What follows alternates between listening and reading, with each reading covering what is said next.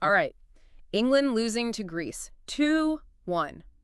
Crazy, right? You probably saw that score and thought, whoa, major upset. And yeah, you wouldn't be wrong. But we're going to dig into this one.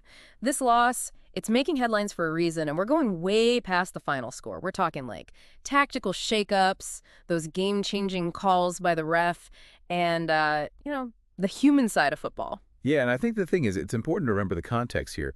This wasn't just a loss for England. This was at Wembley, their home turf, against a Greek team. And let's be honest, they're ranked way lower by FIFA. Yeah. Like, England were expected to win this, and that just makes this result even more significant. Okay, so let's break this down. England at Wembley, everyone and their nan expecting a win against Greece. And we've got Lee Carsley right in the spotlight, gunning for that permanent manager job after Southgate. So what's the bigger picture? What does this loss really mean? This match, with the Nations League on the line, it was Carsley's chance, like a golden opportunity to really cement himself as the obvious choice to take over permanently. Win this is practically a shoo-in. This loss, it just throws a massive wrench in everything. And we can't ignore the emotional weight of this match, right? I mean, coming just days after the tragic passing of George Baldock. It was impossible to ignore. The tributes from both sides before the match, they were really something. A powerful reminder that some things, well, they're bigger than football. For sure. But even with everything going on, the pressure was on for England to perform, and, well, they just didn't. So before the match, everyone was buzzing about Carsley's starting lineup, no recognized striker. What was he thinking? It was a bold move. There's no doubt about that. Basically, he was trying to, I think, really max out that attacking potential, put his faith in players like Bellingham, Foden, Saka, use their talent to just overwhelm Greece's defense. So basically, he went all in on offense. Exactly. The idea was to just use England's attacking players to their fullest, outscore the opponent, instead of playing it safe, a more balanced approach. High risk, high reward. That was the plan. And looking back, did it work? Now, that's where things get interesting. England controlled the ball most of the match, right? But they just couldn't turn that control into actual chances to score. And Greece, they were disciplined, defended well, and you know what? They even managed to create some chances of their own. Scary stuff for England fans. And it's interesting you mentioned England struggling to create chances, because anyone who even casually watches the Premier League knows these players. Saka, come on. Was it just Greece playing amazing defense? They deserve credit, definitely. I mean, they were tight, organized, shut down space so fast, forced England out wide where they're just not as effective. But if you look closer, England's passing, it was messy. All intricate in the midfield, but in the final third, it was like they were afraid to take a risk, to try that killer pass to break down the defense. So a few things then. Greece, they played smart defensively, but England, they overthought it. Yeah, precisely. And we can't forget Pickford. His performance, not exactly inspiring confidence back there. Oh, tell me about it. Pickford, there are a few times, I swear, you could hear the entire stadium holding their breath. Early in the first half, remember, Pickford comes charging out to try and get this through ball and just totally misjudges it, like goal wide open. Luckily, Colwill was there to clear it off the line. Oh, man. If Colwill isn't there, Greece is up by, 2 goals in the first half? Talk about a tactical meltdown. It's almost like Carsley, he put everything on the line, hoping for the best, and Greece just called his bluff. And this whole attacking experiment, this formation, he's only tried it once before. Like, for 20 minutes, according to a journalist I spoke to who's followed Carsley's career. Wow. So a huge gamble that, at least for now, looks like it totally backfired. And now the big question. What does this mean for Carsley's future? Can he be the manager England needs? That's the big question, isn't it? This loss, it raises a lot of questions about Carsley, about his decision-making, his ability to, read the game. Yeah. Is he really the right fit for England? Right. And like we said, this isn't just about the final score. What about those disallowed goals? Greece had three goals called back. I mean, were any of them actually legit? Did the linesman rob Greece of a bigger win? There's always those what-ifs in football, And England fans, they'll be talking about those offside calls for ages. Yeah. One of them, yeah, that was offside for sure. But those other two, they're close.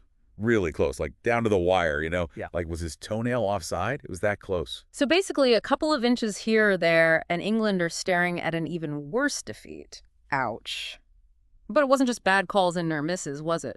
Bukayo Saka, Arsenal's star player, injured, had to come off. Yeah, you could practically hear Arsenal fans around the world panicking when that happened.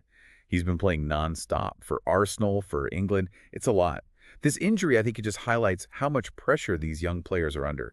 Yeah, they're human beings, not machines.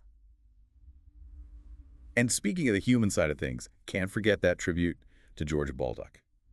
Heartbreaking, but man, it was powerful. It really was. Both teams, the respect they showed, it just shows you what kind of guy he was, the impact he had.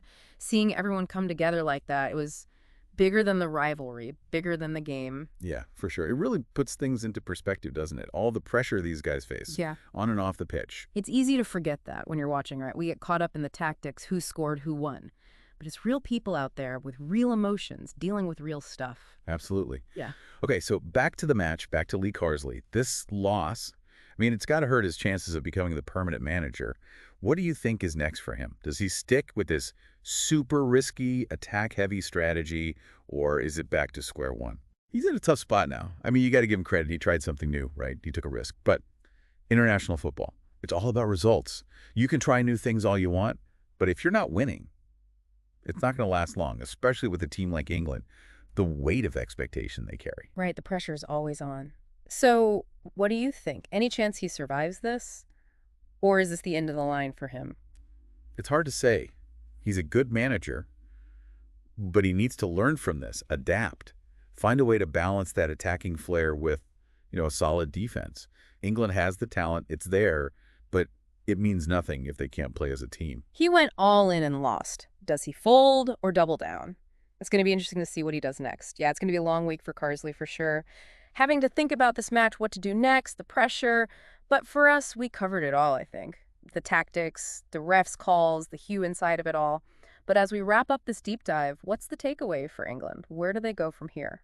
I think this was more than a loss. It was a wake-up call. It showed that talent alone, even a team full of stars, it's not enough to win at this level. Yeah, that was clear. England has some of the best attacking players in the world, but it felt like, I don't know, kind of predictable, one-dimensional. Can they really play this risky, all-out attack style and still, not concede goals, especially against the best teams?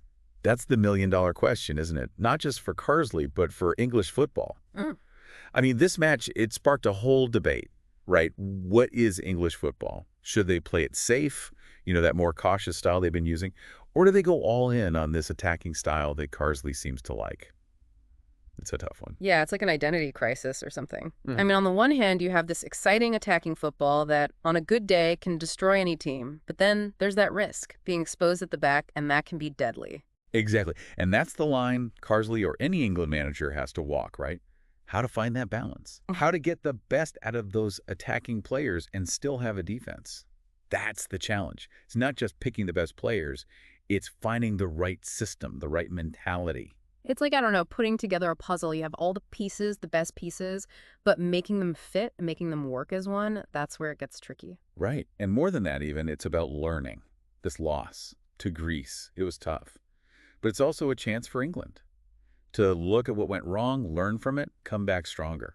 So a lot of questions, no easy answers, but a lot for England to think about. This loss to Greece, it's a tough one, no doubt. But it's also a chance for England to really ask themselves who they are, what they want their football to be, learn from the mistakes, and find a new way forward. Things for sure. It's going to be interesting to see what they do next.